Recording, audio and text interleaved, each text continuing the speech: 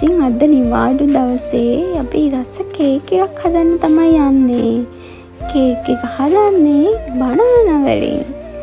මේ රස කේක් එක හදන්නේ ගෙදර හොඳට මෙදිච්ච කෙසෙල් ගෙඩි ටිකක් තිබ්බා. ඔයාලා ඉදුණු කෙසෙල් ගෙඩි විසික් කරනවද? ඔන්න එහෙම කරන්න එපා. ඊට පස්සේ අපිට පුළුවන් බනානා වලින් රස බනානා කේක් එකක් හදාගන්න. අද මේ ඔයාලත් එක්ක මම ෂෙයා කරගන්නේ ඒ බනානා කේක් එක හදන විදිය. මුලින්ම බනානා ටික හොඳට චොප් කරගෙන ඊට පස්සේ බටර් ටිකක් මෙල්ට් වෙනකන් මෙල්ට් කරගෙන චොප් කරපු බනානා එකට මෙල්ට් කරපු බටර් ටික එකතු කරනවා.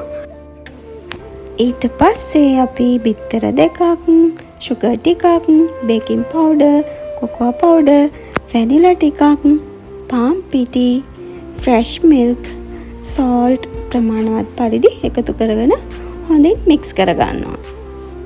හරි, ඔන්න ඉතින් අපිට වැඩි වෙලාවක් ගියෙත් නෑ. හරි ඉක්මනින් හදාගන්නත් පුළුවන්. මේක දැන් අපිට තියෙන්නේ බේක් කරගන්න.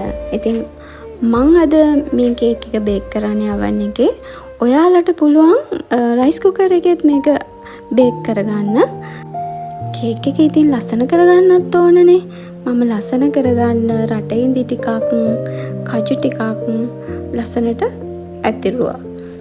හස්බන්ඩ් මට ගොඩක් උදව් කරා පැත්තකින් ඉඳගෙන මේ කේක් එක හදන්න. එයා තමයි බේක් වෙන්න තියන්නේ. දැන් ඉතින් අපිට රහ බලනකම් ඉවසිල්ලක් නැහැ. අද අපේ අප්පච්චිගේ බර්ත්ඩේ එක. එයාලත් හිටියනම් හොඳයි කියලා හිතනවා මේකේ රස බලන්න. අපි බලමු අපේ කේක් එකේ රහ කොහමද කියලා.